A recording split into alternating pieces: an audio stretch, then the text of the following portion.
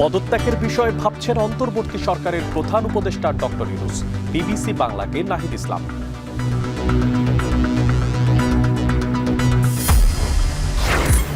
জুলাই গণঅভ্যুত্থানের পর সেনানিবাসে আশ্রয় নেওয়া ৬২৬ জনের পূর্ণাঙ্গ তালিকা প্রকাশ করল আইএসপিআর।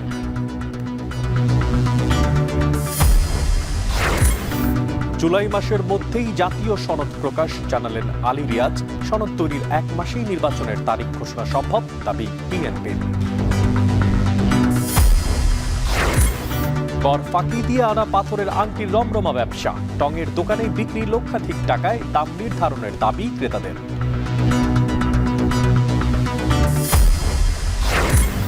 এবং ভারতের উত্তরপ্রদেশে ঝড়ে একদিনে ৪৫ জনের প্রাণহানি, ক্ষতিগ্রস্ত ১৮টি জেলা, বাংলাদেশ সীমান্তবর্তী সব রাজ্যে বৃষ্টির পূর্বাভাস।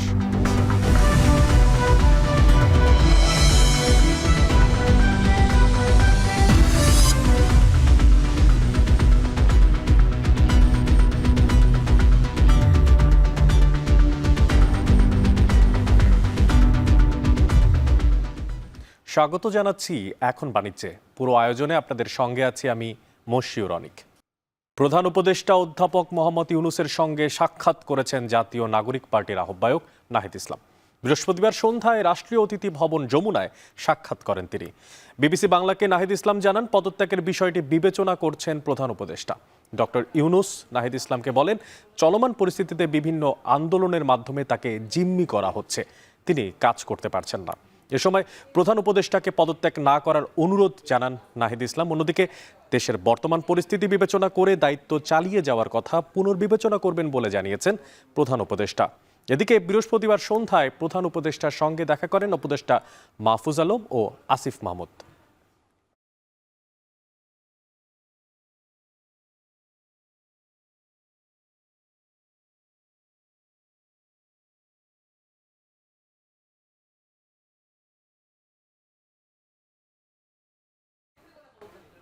পাঁচ আগস্টের পর রাজনীতিবিদ, পুলিশ কর্মকর্তা সহ গুরুত্বপূর্ণ ৬২৬ ব্যক্তিকে সেনানিবাসে আশ্রয় দেয়া নিয়ে মিথ্যা অপপ্রচারের প্রেক্ষিতে সেনাবাহিনীর অবস্থান স্পষ্ট করেছে আইএসপিআর।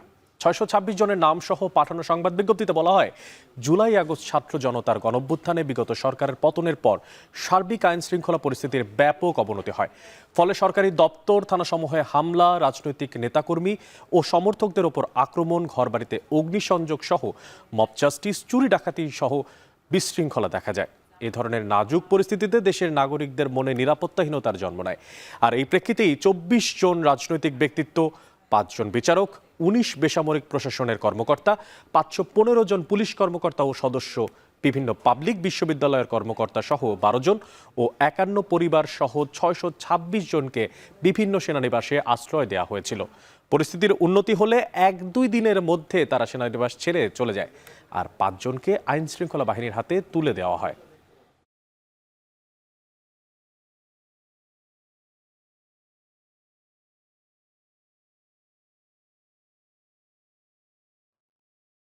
জুলাই মাসের মধ্যেই জাতীয় সনদ প্রকাশ করা হবে বলে জানিয়েছেন জাতীয় ঐক্যমত্য কমিশনের সহসভাপতি অধ্যাপক আলী রিয়াজ। আর চলতি মাসের শেষ সপ্তাহে দ্বিতীয় পর্যায়ের আলোচনা শুরু হবে। এদিকে বিএনপির দাবি, সনদ তৈরি করে ১ মাসের মধ্যেই নির্বাচনের তারিখ ঘোষণা করা সম্ভব। বিস্তারিত জানাচ্ছেন সিফাত শাহরিয়ার।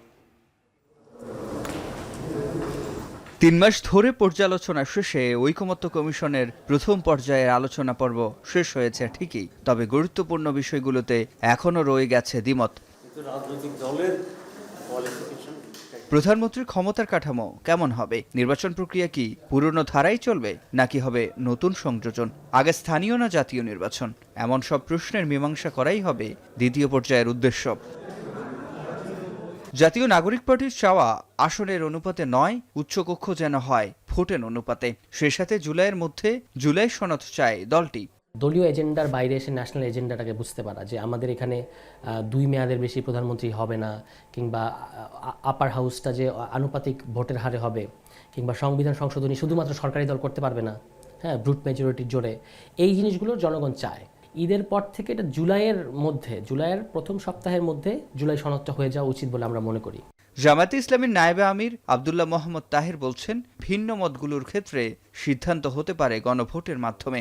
যেগুলোতে আমরা একমত হয়ে গেছি সেটা তো হয়েই গেল, আর যেগুলোতে কিছুটা ডিফারেন্স আছে সব ডিফারেন্সগুলোকে একসাথ করে এটার উপরে একটা গণভোট করার জন্য, যেহেতু রাজনৈতিক দলগুলো সব বিষয়ে একমত হতে পারছে না, তাহলে জনগণ এটাকে সিদ্ধান্ত নিক। গণভোট তো হচ্ছে সকল মানুষের প্রপার্টি, সুতরাং সেই গণভোটে যদি অধিকাংশ লোক এটা গ্রহণ করে তাহলে সেখানে কারণ কোনো দলেরই আপত্তি করার কোনো সুযোগ থাকবে না। আর বিএনপির স্থায়ী কমিটির সদস্য আমির খসরু মাহমুদ চৌধুরী বলছেন, জাতীয় সনদ করে 1 মাসের মধ্যে নির্বাচনের তারিখ দেওয়া সম্ভব। এখন কথা হচ্ছে ঐক্যমতের ভিত্তিতে সংস্কারের কথা বলা হচ্ছে, তো এগুলো পাবলিশ হচ্ছে না কেন? কোথায় আমরা ঐক্যমত হয়েছি? এটা পাবলিক করলে সবাই জানলো কোথায় ঐক্যমত হয়েছে, কোথায় হয়নি। যেখানে ঐক্যমত হয়েছে ওই সংস্কারগুলো 1 মাসের মধ্যে সমাধান করা সম্ভব। সনদ সই করে নির্বাচনের ডেট 1 মাসের মধ্যে দেওয়া সম্ভব। অগাস্ট সেপ্টেম্বরে নির্বাচন হতে পারে। ঐক্যমত্য কমিশনের সহসভাপতি অধ্যাপক আলী রিয়াজের দাবি, নির্দিষ্ট সময়ের আগেই শেষ হবে কাজ। জুলাই মাসেই প্রকাশ করা হবে জাতীয় সনদ। আমাদের লক্ষ্যটা সবসময় গোড়া থেকে ছিল যে আমরা জুলাই মাসের মধ্যে যেন একটা সনদ তৈরি করতে পারি। সেই কারণেই আমরা যতটা দ্রুততার সঙ্গে সম্ভব কাজ করেছি। আপনারা লক্ষ্য করেছেন 2 মাস ধরে আমরা 33টি রাজনৈতিক দলের সাথে কথা বলেছি। 6 মাসের ঠিক মধ্যবর্তী অবস্থায় যতটুকু অগ্রগতি হওয়া দরকার ছিল বা যতটুকু অগ্রগতি আমরা আশা করেছিলাম, আমরা প্রায় কাছাকাছি এসেছি। সেদিক থেকে এখন পর্যন্ত আমরা আশা করি যে জুলাই মাসে সকল রাজনৈতিক দলের সহযোগিতা পাওয়া গেলে জুলাই মাসের মধ্যে আমরা একটা জাতীয় সনদ তৈরি করতে পারব। নানা আন্দোলনের ঢাকা যখন অবরুদ্ধ, তখন চলতি মাসের শেষ সপ্তাহে আবারও বসতে যাচ্ছে ঐক্যমত্য কমিশন রাজনৈতিক দলগুলোর সাথে। যদিও চলমান আন্দোলনের সাথে কমিশনের কোনো সম্পর্ক নেই, তবে রাজনৈতিক বিশ্লেষকরা মনে করছেন জাতীয় সনদ যত দ্রুত হবে তত রাজনৈতিক জট খুলে যাবে এবং মসৃণ হবে নির্বাচনী রোডম্যাপের পথও। সিফাত শাহরিয়ার, এখন, ঢাকা। জুলাই আগস্ট চেতনার সাথে যারা গাদ্দারি করবে তাদের পরিণতি শেখ হাসিনার মতো হবে বলেই মন্তব্য করেছেন জুলাই ঐক্যের মুখ্য সংগঠক মুসাদ্দিক আলী ইবনে মোহাম্মদ। রাতে রাজু ভাস্কর্যের পাদদেশে প্রতিবাদ র্যালি শেষে আয়োজিত সংবাদ সম্মেলনে তিনি এমন মন্তব্য করেন। বলেন, নিজেদের মধ্যে ভেদাভেদ ভুলে গড়ে ওঠা ঐক্য ধরে রাখতে হবে। ষড়যন্ত্রকারীরা নিজেদের মধ্যে দলাদলি সৃষ্টির পায়তারা করছে, তাদের সেই সুযোগ দেয়া যাবে না। সংবাদ সম্মেলনে সচিবালয়, প্রশাসন থেকে আওয়ামী ফ্যাসিবাদদের দোসরদের অপসারণ সহ 3 দাবি জানানো হয়। আর এর আগে বেশ কয়েকটি সংগঠনের ঐক্যবদ্ধ প্ল্যাটফর্ম জুলাই ঐক্য তাদের সমর্থক ও অনুসারীদের নিয়ে ঢাকা বিশ্ববিদ্যালয়ের রাজু ভাস্কর্যের সামনে থেকে প্রতিবাদ র্যালি শুরু করে, যা চারুকলা শাহবাগ সড়ক প্রদক্ষিণ করে ফের রাজু ভাস্কর্যের সামনেই শেষ হয়।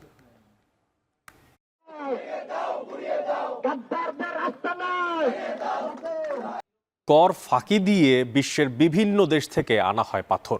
টঙের সেসব দোকানগুলোতে পাথর দিয়ে তৈরি আংটি বিক্রি হয় লক্ষাধিক টাকায়। জ্যোতিষবিদদের বিশেষত্বের বাণী আর ব্যবসায়ীদের নির্ধারিত দামে চলছে আংটির এই বাজার। ইনস্টিটিউট অফ অ্যাস্ট্রোলজির পরিচালক বলছেন, অনেক জায়গায় পাথরের কথা বলে ইমিটেশন দিয়ে ভয়াবহ প্রতারণা করা হয়। প্রতারণা ঠেকাতে দাম নির্ধারণের দাবি করছেন ক্রেতারা। বিস্তারিত জানাচ্ছেন জুবায়ের প্রধান। খান আকাশ আংটির খুঁজে আজিমপুর থেকে এসেছেন গুলিস্তানে। পাথরের আংটি পরার শখ তার বহুদিন থেকে। আমি পাথরের আংটি পরতে ভালোবাসি, বাট কোনো কাজের জন্য এরকমটা না। আমার পাথরের আংটি পরতে ভালো লাগে।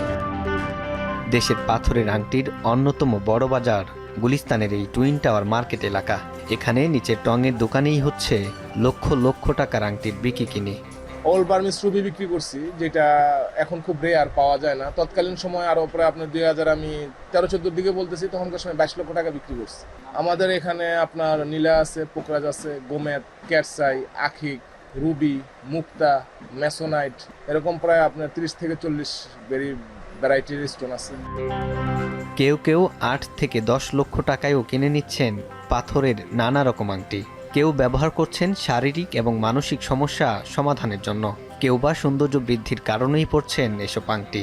1 লক্ষ টাকা দামেরও নিয়ে পড়ছি বাস্তবে, এবং আমি এতে কোনো ইফেক্ট আমি পাইনি। মানসিক একটা অস্থিরতা ছিল, এটা ইউজ করার পর থেকে এটা চলে গেছে।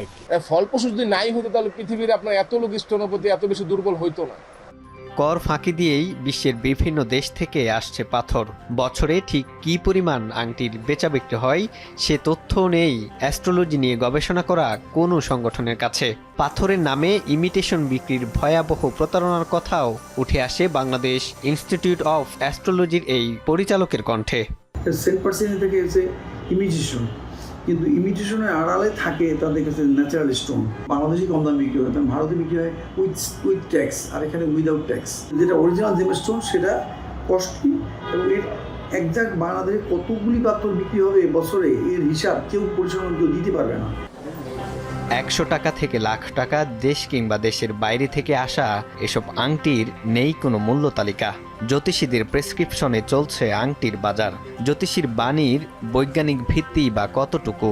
প্রভাব বিস্তার করতে পারে গ্রহ, নক্ষত্র, শরীর, মনোজগতের, এগুলি আমার সায়েন্টিফিক পরিচ্ছন্ন কোনো ব্যাখ্যা নেই, আমার জানা মতে নেই।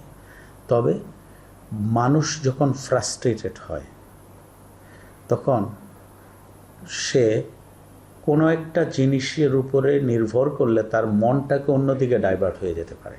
তার টেনশনের জায়গাটা, ও আচ্ছা তাহলে আমি এটা দিছি, হয়তো আমি ভালো হয়ে যাবে। তার মনোজগতের যে টেনশনের এই বিষয়টার উপরে একটা প্রভাব পড়ে। সত্যিই কি সমস্যা সমাধানে কাজে আসে পাথরের এসব আংটি? ইসলামিক স্কলাররা জানালেন ভিত্তি নেই পাথরের বিশেষত্বের। সৌন্দর্য বৃদ্ধির কারণে পড়লেও মূল্য তালিকা নির্ধারণের দাবি তাদের। পাথরের কোনো প্রভাবে মানুষের শারীরিক সমস্যা দূর হবে, মানসিক সমস্যা দূর হবে, বা সে ভালো হয়ে যাবে, এ ধরনের কোনো ক্ষমতা পাথরের নাই। অবশ্যই এটার একটা নির্ধারিত দাম থাকা উচিত, তার বাজার মূল্যায়ন অনুযায়ী। জ্যোতিষীদের বিশেষত্বের বাণী আর ব্যবসায়ীদের স্বঘোষিত দামের উপর চলছে আংটির বেচা বিক্রি। পাথরের এসব আংটির নির্দিষ্ট মূল্য তালিকা নির্ধারণ করার দাবি জনমানুষের। জুবায়ের প্রধান, এখন ঢাকা। ধান, পান আর আমের রাজশাহী এখন স্বাদু পানিতে মাছ চাষে উত্তরাঞ্চলের বৃহৎ ক্ষেত্র। একসময় কার্প জাতীয় মাছে সীমাবদ্ধ থাকলেও এখন ছোট মাছের চাষের আধিক্য বেড়েছে। 50,000-এর বেশি পুকুরে উৎপাদন হচ্ছে প্রায় 115 টন মাছ, আর প্রতিদিন 1200-র বেশি ট্রাকে যা চলে যাচ্ছে দেশের বিভিন্ন প্রান্তে। আর এই খাতে বছরে বাণিজ্য হচ্ছে অন্তত 50,000 কোটি টাকার। তবে উদ্ধৃত মাছের রপ্তানি ও বিকল্প ব্যবহার নিয়ে মৎস্য অধিদপ্তরের সাড়া মিলছে না বলে অভিযোগ করছেন ব্যবসায়ীরা। সজীব আহমেদের ক্যামেরায় রাকিবুল হাসানের প্রতিবেদনে বিস্তারিত।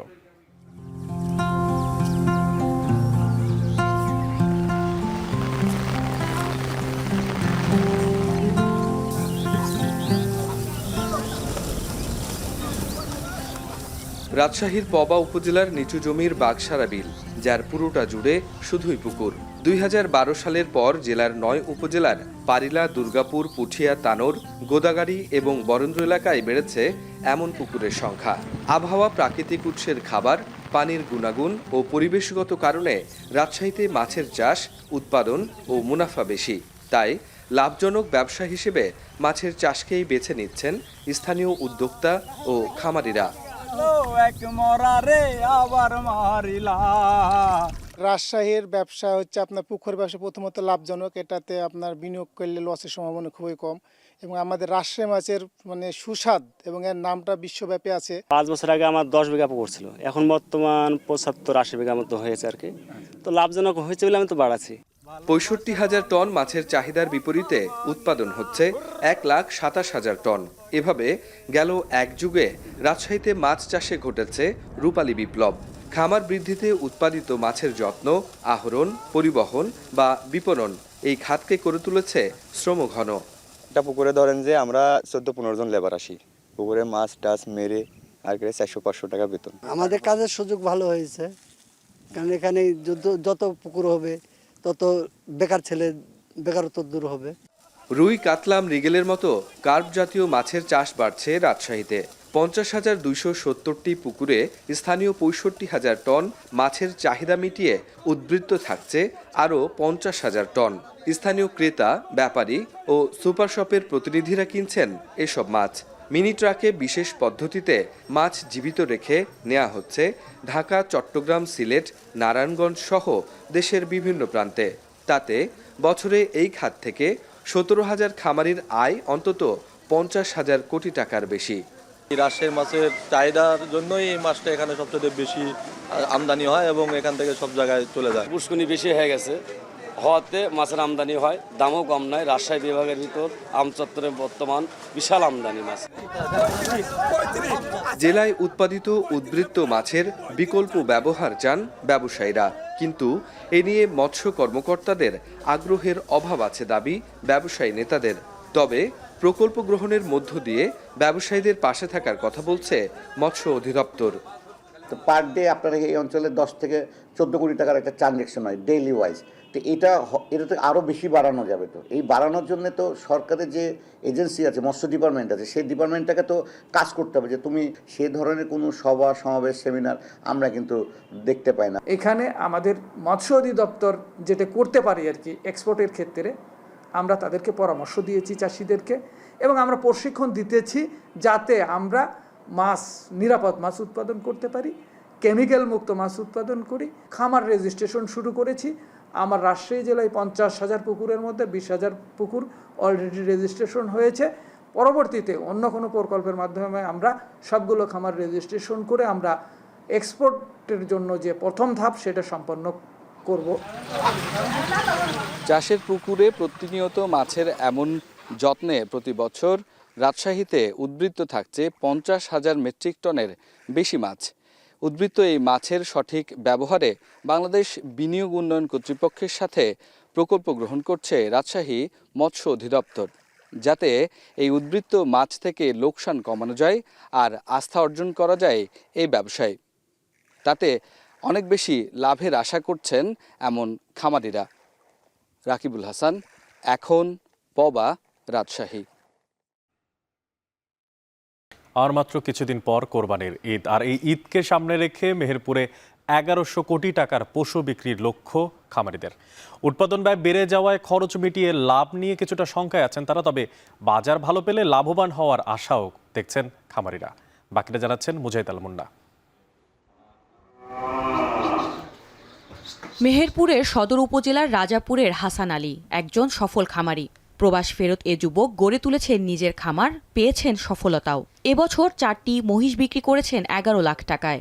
আশা করছেন গরু ও ছাগল মিলিয়ে এবার লাভ করবেন প্রায় 12 লাখ টাকা। এখন আমার কাছে টোটাল 17টি বিক্রি উপযোগী গরু আছে সামনে কোরবানির জন্য। যে গরুগুলোর বিক্রয় ক্রয় মূল্য হচ্ছে 1,50,000 থেকে শুরু করে 2,50,000 পর্যন্ত। জেলায় এমন খামার গড়ে উঠেছে 5 শতাধিক। এছাড়াও পারিবারিক খামারের সংখ্যা 22,000। ব্ল্যাক বেঙ্গল ও যমুনাপাড়ি জাতের ছাগল সহ বিভিন্ন প্রজাতির পশু উৎপাদনে মেহেরপুর পেয়েছে বিশেষ পরিচিতি। জেলা প্রাণী সম্পদ দপ্তরের হিসেবে কোরবানির ঈদ সামনে রেখে গরু, ছাগল, মহিষ ও ভেড়া সহ 1.5 লাখের বেশি পশু প্রস্তুত করা হয়েছে। এবং গরু 2 লক্ষ টাকায় কিনেছিলাম। এই বছর যদি আমি বিক্রি করে আশা করছি যে 5 লক্ষ টাকা হবে। পালন করে তাকে একটু খাদ্য খাবার একটু ভালো করে দিই, দিলি পরে দেখা যায় যে কোরবানির সময় আমাদের হয়তো 1 লক্ষ টাকা প্রফিট হয়ে গেল। বছর শেষে 1-1.5 বছর পরে আমরা এই গরুটা বেচা কেনা করি। এক পন বিছলের দাম 700 টাকা, 2 দিন হয়েছে। ফের আবার আপনার গ্যাম আরো 1000 টাকা কাটা। চাষির কি হবে, গরু পুষবে। মানে খাবারের যে দাম বিচলিত, দাম বেশি হয়ে যাইছে, মানে বিচলিত গরুগুলোকে খাওয়াইতে কি সারাদিন আমি খাটি গরু বেচতে। মেহেরপুরের চাহিদা 90,000 হলেও অতিরিক্ত 81,000 পশু যাচ্ছে দেশের বিভিন্ন জেলায়। ঢাকার গাবতলী সহ বড় বড় হাটে মেহেরপুরের পশু থাকবে দাপটের সাথে। এছাড়াও পশু প্রস্তুতিতে বিশেষ পরামর্শ দিচ্ছে জেলা প্রাণী সম্পদ বিভাগ।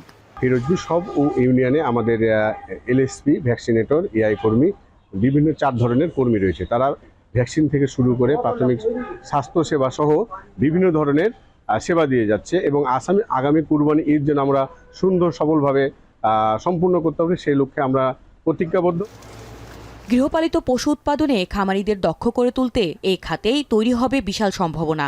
তাই পশু উৎপাদন বাড়াতে আরও বেশি কাজ করার কথা জানালেন জেলা প্রাণী সম্পদ বিভাগের এই কর্মকর্তা। মেহেরপুর জেলার চাহিদা 90,000 প্রাণীর চাহিদা, কিন্তু আমরা এখন পর্যন্ত যে লিস্টেড গবাদি প্রাণীর সংখ্যা করছি 1,71,000। বাড়তি গরু আমরা দেশের বিভিন্ন প্রান্তে, ঢাকা, চিটাগাং, নোয়াখালী, কুমিল্লা, সিলেট ইত্যাদি জায়গায় পাঠাবো, সে এলাকার চাহিদা কিনে নেব। গরু ছাগল লালন পালনে সাফল্যের গল্প তৈরি করেছে মেহেরপুর গ্রামের মানুষ। তাই এবারের ঈদে ঘুরে দাঁড়ানোর প্রত্যাশা খামারিদের। এখন মেহেরপুর।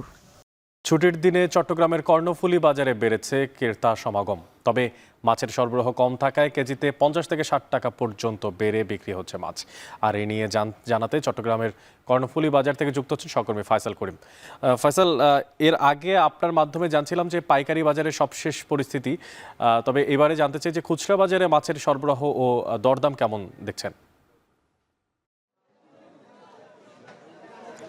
হ্যাঁ, অনেক আমরা দেখছি যে শুক্রবারের যে জমজমাট বাজার সেটি কিন্তু কর্ণফুলী বাজার এসলেই দেখা যাচ্ছে। এবং শুক্রবারে আমরা দেখি যে আসলে এখানে যে মাছ বাজারটি থাকে সেখানে মোটামুটি ভালোই বেচা কেনা হয়। তবে আজকে আমরা দেখছি যে আসলে বৃষ্টির দিন কিছুটা ক্রেতা কম আছে। তবে মাছের যে দাম, পাইকারি মাছের যে দাম দেখেছিলাম চট্টগ্রামের ফিশারি ঘাটে, সেখান থেকে কিন্তু এখানে মিঠা পানির মাছ কিংবা সমুদ্রের মাছ যেগুলোই বলি না কেন, সবগুলোই বিক্রি হচ্ছে 50 থেকে 100 টাকা কেজি দরে বেশি। অর্থাৎ খুচরা বাজারের সাথে পাইকারি বাজারের পার্থক্যটা এখানে আসলেই চোখে পড়ে। এবং আমরা দেখেছি যে এখানে যেই রুই মাছটি আমরা ফিশারি ঘাটে পেয়েছি 270 থেকে 80 টাকা, সেটা এখানে এসে 350-340 টাকায় বিক্রি হচ্ছে। এবং আমরা যেই সমুদ্রের মাছ ফিশারি ঘাটে দেখেছি 600 থেকে 650 টাকা, সেটা কিন্তু এখানে 800-850 টাকায় বিক্রি হচ্ছে।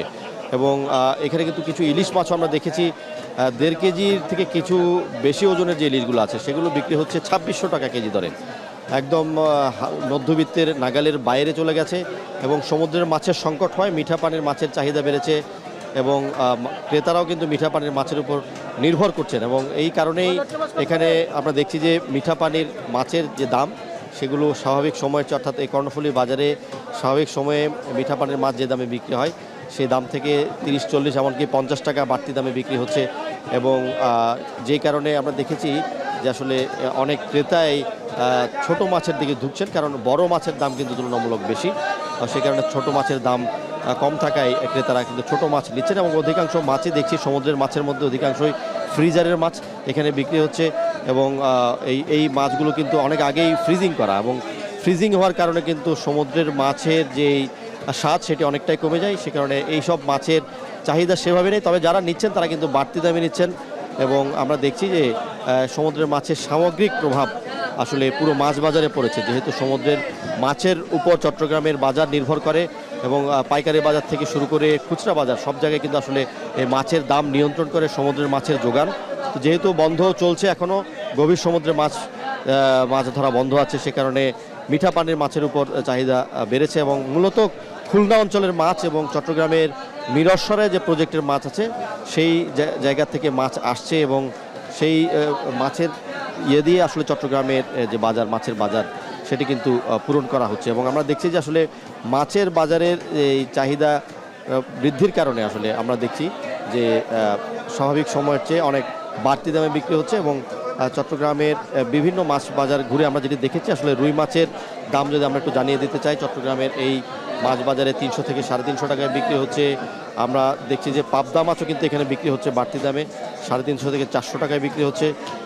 এবং দেখেছি যে তেলাপিয়া মাছ কিন্তু এখানে বিক্রি হচ্ছে, যেটা পাইকারি বাজারে 120 টাকা যেটি তেলাপিয়া মাছ, সেটা কিন্তু এখানে বিক্রি হচ্ছে 200 থেকে 220 টাকা। অর্থাৎ অধিকাংশ মাছই খুচরা বাজারে এসে অনেক বেশি দামে বিক্রি হচ্ছে, যেটা কিন্তু পাইকারি বাজার অর্থাৎ চট্টগ্রামের ফিশারি ঘাটে প্রায় কেজি প্রতি 50 থেকে 70-80 টাকা কম।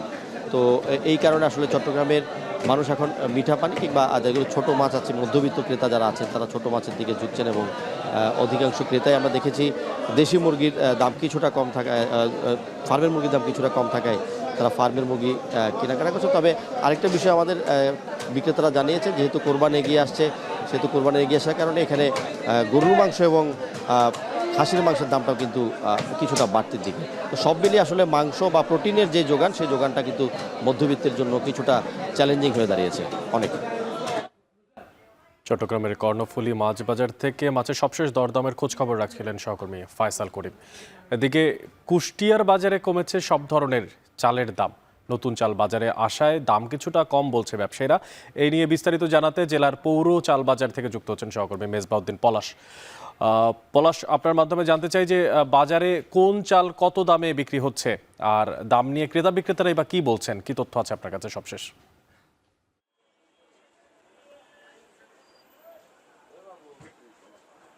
অনেক ধন্যবাদ। আমি এই মুহূর্তে রয়েছে কুষ্টিয়ার যে পৌর চাল বাজারে। এখানে সব ধরনের চালের দাম কমেছে। মূলত যে ভরা মৌসুম হওয়ার কারণেই সব ধরনের চালের দাম কমেছে। আজকে আমি এই বাজারে সকাল থেকে ঘুরেছি, আমি দেখেছি মিনিকেট চাল কিন্তু বিক্রয় হচ্ছে 72 টাকা কেজি, এছাড়া কাজললতা বিক্রয় হচ্ছে 64 টাকা কেজি, এছাড়া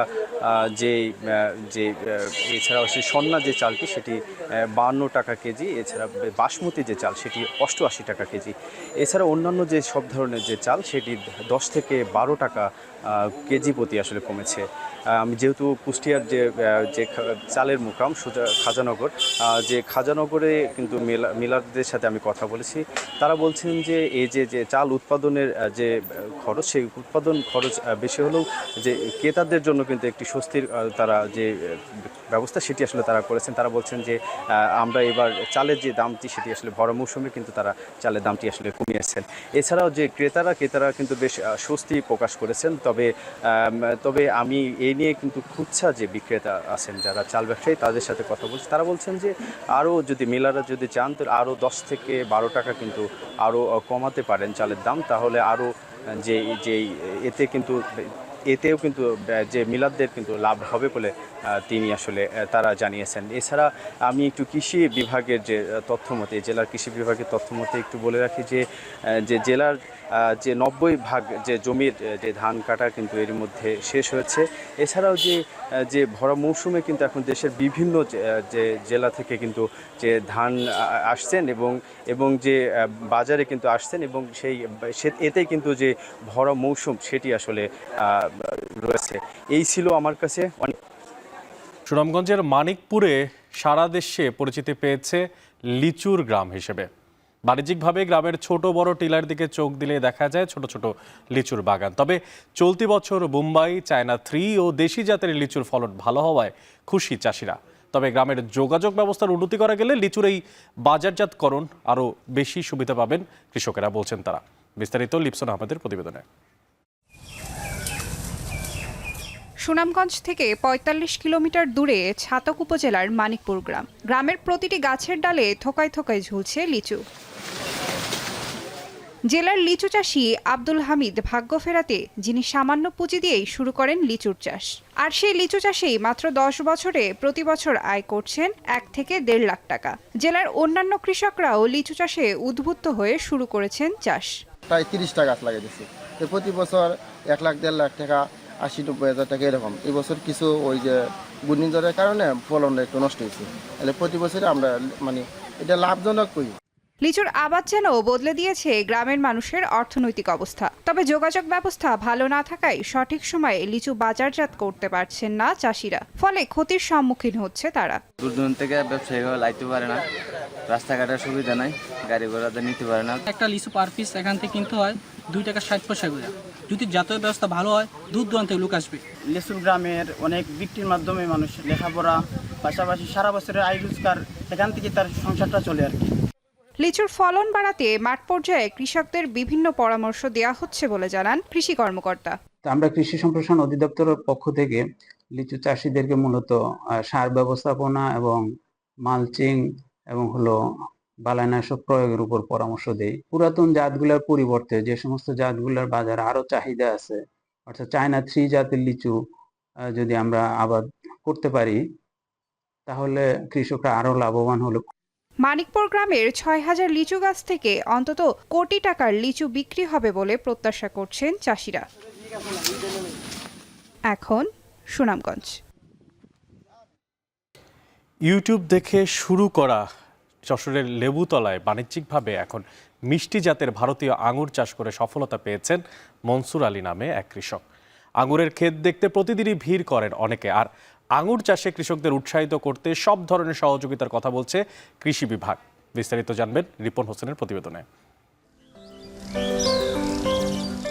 জাল দিয়ে বাধাই করা পুরো জমি, মাঝেই বসানো একের পর এক মাচা, আর তাতেই সবুজ পাতার নিচে থোকায় থোকায় ঝুলছে লালচে সবুজ ভারতীয় জাতের আঙ্গুর। আর এসব আঙ্গুর গাছের পরিচর্যায় ব্যস্ত যশোর সদরের লেবুতলা গ্রামের কৃষক মনসুর আলী। 4 বছর আগে ইউটিউব দেখে 5 থেকে 7 লাখ টাকা খরচ করে 33 শতক জমিতে রোপণ করেন 120টি চয়ন জাতের আঙ্গুর গাছের চারা। রোপণের কয়েক মাসের মধ্যেই আসে ভালো ফলন। কলমের মাধ্যমে তৈরি করেছেন উন্নত নতুন জাত। 50,000 টাকা বছরে ব্যয়তে জোন দিয়ে সার মাটি দিয়ে, তাছাড়া এর খরচটা আসছে প্রথম যে ব্যয়টা, এই ব্যয়টা করে উঠতে পারলে এই গাছগুলো 30 বছর ফল দেবে, মানে বাইরের দেশে ওনারা বলেছে। দেশের মাটিতে বিদেশি আঙ্গুর চাষ দেখতে প্রতিদিন বাগানে ভিড় করেন অনেকে। এমন বাগান করতে উৎসাহী হচ্ছেন অনেকে, কেউ কিনে নিয়ে যাচ্ছেন চারা। খাতেও সুস্বাদু, মিষ্টি আছে, আবার হলো লোকজনের কাছে বিক্রি হয়। আমার একটা নিজের বাগান করার ইচ্ছা, যার কারণে আমি এখানে দেখার জন্য আসলাম। মোটামুটি দেখে আমাকে ভালো লাগলো। দেখে আমরাও চাষবাস করতেছি, অনেকে দূর দূরান্ত আসে, বাইরে আসে, চারা টারা নিয়ে যায়, আমাদের মাঠে অনেকে লাগাইছে। এরকম যদি আরো 5টা বা 6টা যদি বাগান যদি করতে পারি, তাহলে মনে করেন আমাদের বাংলাদেশটা অনেকটা উন্নতি হবে আর কি। কৃষি অধিদপ্তর জানায়, দেশে আঙ্গুর চাষ বাড়লে বিদেশ থেকে আমদানি করতে হবে না। এ ধরনের চাষে কৃষকদের উৎসাহিত করতে সব ধরনের সহযোগিতার আশ্বাস দেন কৃষি কর্মকর্তারা। এই বিষয়টা এখনো আমরা গবেষণা যারা বিজ্ঞানীরা আছে তাদের নজরে এনেছি। আমরা যদি এটা ছড়িয়ে দিতে পারি, তবে আমাদের এই যে আঙ্গুর ফল বিদেশ থেকে আমদানি করে নিয়ে আসতে, তো আমরা হয়তো অদূর ভবিষ্যতে আমদানি নির্ভরতাও কমাতে পারব। কৃষি বিভাগের তথ্য মতে চলতি বছরে যশোর জেলায় 10 হেক্টর জমিতে আঙ্গুর চাষ হয়েছে। রিপন হোসেন, এখন যশোর। এবার আন্তর্জাতিক প্রসঙ্গ। ভারতের উত্তরপ্রদেশে বজ্রসহ তীব্র ঝড়ে প্রাণ গেছে কমপক্ষে 56 জনের। রাজ্যের পূর্বাঞ্চলে ঝড়ের সময় বাতাসের বেগ ছিল ঘন্টায় 60 থেকে 100 কিলোমিটার। ঝড়ে 18টি জেলা ক্ষতিগ্রস্ত হয়েছে। সবচেয়ে বেশি প্রাণহানি হয়েছে কাশগঞ্জ ও ফাতেপুর জেলায়। চিত্রাকোট আর আম্বেদকর নগরে বজ্রপাতের আঘাতে মৃত্যু হয় 2 জনের। নিহতদের পরিবারকে 24 ঘন্টার মধ্যে ক্ষতিপূরণ প্রদানে বিভাগীয় পর্যায়ে নির্দেশ দিয়েছে রাজ্য সরকার। চলছে কৃষি জমিতে ক্ষয়ক্ষতি যাচাইয়ের কাজ। ঝড়ে শেকড় উপড়ে পড়েছে বিপুল সংখ্যক গাছপালা। প্রাণ গেছে 70টি টিয়া পাখির, জানিয়েছে বন বিভাগ। পূর্বাভাসে বলা হয়েছে সোমবার পর্যন্ত দুর্যোগপূর্ণ আবহাওয়া থাকবে উত্তরপ্রদেশ ও তেরাই অঞ্চলে। ভারী বৃষ্টি চলছে কর্ণাটক, কেরালা, গোয়া আর গুজরাটেও। শুক্রবার থেকে তীব্র বৃষ্টির আভাস রয়েছে আসাম, মেঘালয়, ত্রিপুরা, মিজোরাম ও পশ্চিমবঙ্গ সহ বাংলাদেশ সীমান্তবর্তী সব রাজ্যে। এদিকে যুক্তরাষ্ট্রের ক্যালিফোর্নিয়ার স্যান ডিয়েগো শহরে ছোট বিমান বিধ্বস্ত হয়ে প্রাণ গেছে কমপক্ষে 6 জনের, আহত হয়েছে আরও 8 জন। স্থানীয় সময় বৃহস্পতিবার ভোর রাত 3:45টার দিকে শহরের এই দুর্ঘটনা ঘটে। শহরের উত্তর পূর্বে মার্ফি ক্যানিয়ন আবাসিক এলাকায় বিপর্যস্ত বিধ্বস্ত হয় সেন্সা 550 বিমানটি। পাইলট সহ 10 জন আরোহী বহনে সক্ষম প্রাইভেট জেট বিমানটি দুর্ঘটনার সময় কতজন যাত্রী ছিল তা এখনও স্পষ্ট নয়। বিমানটি যে বাড়ির ওপরে আছড়ে পড়ে সে বাড়িটিও বিধ্বস্ত হয়েছে। বিমানের আঘাতের পর অগ্নিকাণ্ডে ক্ষতিগ্রস্ত হয়েছে আরও 10টি ভবন। ঘটনাস্থলে পড়ে রয়েছে পুড়ে ছাই হওয়া কয়েকটি গাড়ি। এই ঘটনায় আহতদের সবাই ওই এলাকার বাসিন্দাই বলে নিশ্চিত করা গেছে।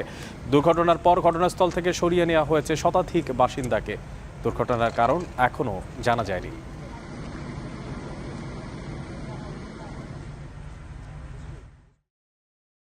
So the one permanently destroyed is this one right here behind us. We have damage to multiple homes down to the west of us on the street.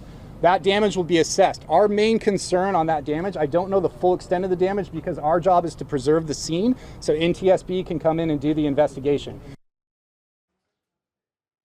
বিশ্ববিখ্যাত হার্ভার্ড বিশ্ববিদ্যালয়ে বিদেশি শিক্ষার্থীদের ভর্তি নিষিদ্ধ করল ট্রাম্প প্রশাসন। অন্তত আগামী 1 বছরের জন্য হার্ভার্ডের শিক্ষার্থী ভিসা কর্মসূচি সমাপ্ত ঘোষণা করেন মার্কিন স্বরাষ্ট্রমন্ত্রী। আর এই পরিস্থিতিতে বিশ্ববিদ্যালয়ের বর্তমান বিদেশি শিক্ষার্থীরা যুক্তরাষ্ট্রের অন্যান্য কোনো শিক্ষা প্রতিষ্ঠানে হস্তান্তর না হলে হারাবেন তাদের বৈধতা। যদিও নিষেধাজ্ঞা আরোপের হুমকি থেকে বাদ নেই অন্যান্য শিক্ষা প্রতিষ্ঠানও। বিস্তারিত জানাচ্ছেন নুসরাত কামাল। ইহুদি বিদ্বেষের দোহাই দিয়ে যুক্তরাষ্ট্রের বড় বড় বিশ্ববিদ্যালয়গুলোর ওপর খড়গহস্ত ট্রাম্প প্রশাসন। সরকারি হস্তক্ষেপ মানতে রাজি না হওয়ায় সবচেয়ে বড় আঘাতের শিকার বিশ্ববিখ্যাত হার্ভার্ড ইউনিভার্সিটি। $230 কোটি তহবিল আটকে দেওয়া এবং কর মুক্তি সুবিধা বাতিলের হুমকির পর এবার আটকে দেওয়া হলো বিশ্ববিদ্যালয়টিতে বিদেশি শিক্ষার্থীদের ভর্তি। বৃহস্পতিবার হার্ভার্ডে অধ্যয়নরত সকল বিদেশির 2025-26 শিক্ষাবর্ষের শিক্ষার্থী ভিসা এবং এক্সচেঞ্জ ভিজিটর প্রোগ্রাম সার্টিফিকেশনে ইতি টানার নির্দেশ দেন মার্কিন স্বরাষ্ট্রমন্ত্রী ক্রিস্টি নোয়েম। এ সময় বিশ্ববিদ্যালয় কর্তৃপক্ষের বিরুদ্ধে সহিংসতা ও ইহুদিবাদ উস্কে দেয়া এবং চীনের ক্ষমতাসীন কমিউনিস্ট পার্টির সাথে আঁতাতের অভিযোগও করেন তিনি। 2024-25 শিক্ষাবর্ষে হার্ভার্ডে অধ্যয়নরত শিক্ষার্থীদের মধ্যে বিদেশির সংখ্যা প্রায় 6,800। 2022 সালে বিশ্ববিদ্যালয়টিতে বিদেশি শিক্ষার্থীদের সবচেয়ে বড় অংশ ছিল চীনা নাগরিক। এরপর তালিকায় ছিল কানাডা, ভারত, দক্ষিণ কোরিয়া, যুক্তরাজ্য, জার্মানি, অস্ট্রেলিয়া, সিঙ্গাপুর ও জাপান। এ বিষয়ে এখনও কোনো প্রতিক্রিয়া জানায়নি ওয়াশিংটনের চীনা দূতাবাস। এদিকে হার্ভার্ড কর্তৃপক্ষকে দেয়া চিঠিতে মার্কিন স্বরাষ্ট্র মন্ত্রণালয় জানিয়েছে 72 ঘন্টার মধ্যে বিদেশি শিক্ষার্থীদের বিস্তারিত বিবরণী জমা দিলে সার্টিফিকেশন ফিরে পাওয়ার সুযোগ পাবে বিশ্ববিদ্যালয়টি। শর্ত অনুযায়ী গেল 5 বছরে বিদেশি শিক্ষার্থীরা কোনো ধরনের আন্দোলনে অংশ নিয়ে থাকলে সেগুলোর অডিও বা ভিডিও স্বরাষ্ট্র মন্ত্রণালয়কে হস্তান্তর করতে হবে হার্ভার্ডের। চলমান পরিস্থিতিতে হার্ভার্ডের বর্তমান বিদেশি শিক্ষার্থীরা যুক্তরাষ্ট্রের অন্যান্য শিক্ষা প্রতিষ্ঠানে স্থানান্তর না হলে হারাবেন বৈধতা। যদিও নিষেধাজ্ঞা আরোপের হুমকি থেকে বাদ নেই অন্যান্য শিক্ষা প্রতিষ্ঠানও। গবেষণার জন্য বিশ্বজুড়ে প্রসিদ্ধ ও অভিজাত 8টি মার্কিন বেসরকারি বিশ্ববিদ্যালয়ের আইভি লীগের একটি হার্ভার্ড। ক্যামব্রিজ, ম্যাসাচুসেটস সহ আইভি লীগের বিভিন্ন বিশ্ববিদ্যালয়ের সঙ্গে এখন পর্যন্ত বিবাদে জড়িয়েছে ট্রাম্প প্রশাসন। নুজহাত কামাল, এখন বিশ্ব। হজ করতে বেলজিয়াম থেকে সাইকেল করে সৌদি আরবে পৌঁছেছেন এক তরুণ। এবার স্থল, নৌ এবং আকাশপথে হজ করতে দেশটিতে পৌঁছেছেন বিশ্বের অন্তত 7 লাখ মুসল্লি। হজযাত্রীদের সেবা নিশ্চিতে আগের ঘোষণা অনুযায়ী তৎপর রয়েছে কর্তৃপক্ষ। বাকিটা জানাতে তৌহিদুর রহমান। সাইকেলে হাজার হাজার কিলোমিটার পথ পাড়ি দিয়ে হজ পালনে সৌদি আরবে পৌঁছেছেন 26 বছর বয়সী বেলজিয়ামের তরুণ আনাস আল রাজকে। সময় লেগেছে 3 মাস। 9টি দেশের ভেতর দিয়ে সম্পন্ন করেছেন এই মহাকাব্যিক যাত্রা। দীর্ঘ যাত্রাপথে শক্তি জুগিয়েছে পথে থাকা মানুষের দোয়া ও উষ্ণ হাসি। الأخ من بلجيكا في عمري 26 ويعني رايح إلى مكة بالبسكليت يعني في الطريق 4500 কিলো। পবিত্র হজের সময় ঘনিয়ে আসায় আকাশ, স্থল ও নৌপথে বিশ্বের নানা প্রান্ত থেকে সৌদি আরবে ঢল নামছে লাখ লাখ হজযাত্রীর। 1446 হিজরি বা 2025 সালের হজ পালনে এখন পর্যন্ত দেশটিতে পৌঁছেছেন অন্তত 7 লাখ মুসল্লি। হজ করতে যাওয়া বিশ্ব মুসলিম উম্মার সহায়তায় মক্কার গ্র্যান্ড মসজিদে স্থাপন করা হয়েছে কৃত্রিম বুদ্ধিমত্তা সম্পন্ন বিশেষ রোবট। এটি হজ সংক্রান্ত ধর্মীয় নানা প্রশ্নের উত্তরের জন্য একটি রেফারেন্স পয়েন্ট হিসেবে কাজ করবে। এমনকি প্রয়োজনে মুফতিদের সাথে সরাসরি ভিডিও কলে যুক্ত হওয়া যাবে। হজ যাত্রীদের স্বাস্থ্য সুরক্ষা নিশ্চিত করতে চালু রয়েছে বহুভাষিক স্বাস্থ্য সচেতনতা কিট, যার মাধ্যমে তাপ সম্পর্কিত অসুস্থতা প্রতিরোধে পরামর্শ পাওয়া যাবে। বিশ্বের 8টি ভাষায় স্বাস্থ্য নির্দেশিকা দিচ্ছে এই কিট। এছাড়াও এবার হজের খুতবা অনুবাদ করা হবে বাংলাসহ 20টি ভাষায়। হজ মৌসুমে পানি পরিষেবা নিশ্চিতে $106 মিলিয়ন খরচ করেছে দেশটির national water company. Mecca Medina সহ হজ কেন্দ্রিক পবিত্র স্থানগুলোতে স্থাপন করা হয়েছে উন্নত পানি পরিষেবা। নিরবিচ্ছিন্ন পানি সেবা নিশ্চিতে থাকছে 1200-র বেশি কর্মী। পূর্ব ঘোষণা অনুযায়ী মক্কা মদিনা সহ হজ কেন্দ্রিক এলাকাগুলোই চিরুনি অভিযান চালাচ্ছে কর্তৃপক্ষ। হজের অনুমোদন ছাড়া শতাধিক ব্যক্তিকে পরিবহনের অভিযোগে অন্তত 40 জনকে গ্রেপ্তার করেছে নিরাপত্তা বাহিনী। 10 জুন পর্যন্ত বলবৎ থাকবে এ আইন। এ আওতায় $5300 জরিমানা, জেল অথবা সৌদি আরবে 10 বছরের জন্য পুনঃপ্রবেশ নিষিদ্ধের সাজা ভোগ করতে হবে গ্রেপ্তার হওয়াদের। এদিকে চলতি বছর 1000 ফিলিস্তিনি নাগরিককে বিনা খরচে হজ পালনের সুযোগ দিয়েছেন সৌদি আরবের বাদশা। এই আওতায় রয়েছেন ইসরায়েলের সাথে সংঘাতে নিহত বা আহত ফিলিস্তিনি পরিবারের সদস্যরা। 1996 সালে শুরু হওয়া এই কর্মসূচির অধীনে বিভিন্ন দেশের 64,000-এর বেশি হজযাত্রীকে বিনা খরচে হজ করার সুযোগ দিয়েছে সৌদি আরব। তৌহিদুর রহমান, এখন বিশ্ব। শেষ করছি এখন বাণিজ্য, তবে তার আগে শিরোনামগুলো জানিয়ে দিচ্ছি আরও একবার।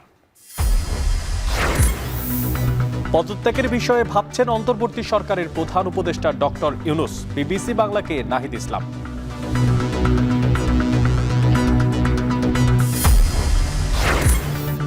জুলাই গণঅভ্যুত্থানের পর সেনানিবাসে আশ্রয় নেয়া 626 জনের পূর্ণাঙ্গ তালিকা প্রকাশ করল আইএসপিআর।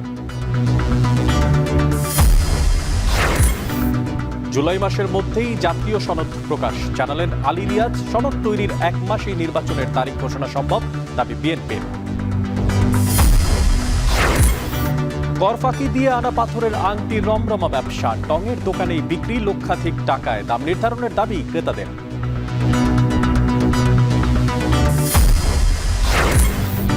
এবং ভারতের উত্তরপ্রদেশে ঝড়ে অন্তত 56 জনের প্রাণহানি, ক্ষতিগ্রস্ত 18টি জেলা, বাংলাদেশ সীমান্তবর্তী সব রাজ্যে বৃষ্টির পূর্বাভাস। এই ছিল এখন বাণিজ্যের আয়োজনে। এখন টেলিভিশন ওয়েবসাইটে দেখতে ভিজিট করুন www.এখন.tv। এছাড়া এখন টেলিভিশন ফেসবুকে দেখতে ভিজিট করুন facebook.com/tv.এখন এবং ইউটিউবে এখন টেলিভিশন দেখতে ভিজিট করুন youtube.com/c/এখন TV।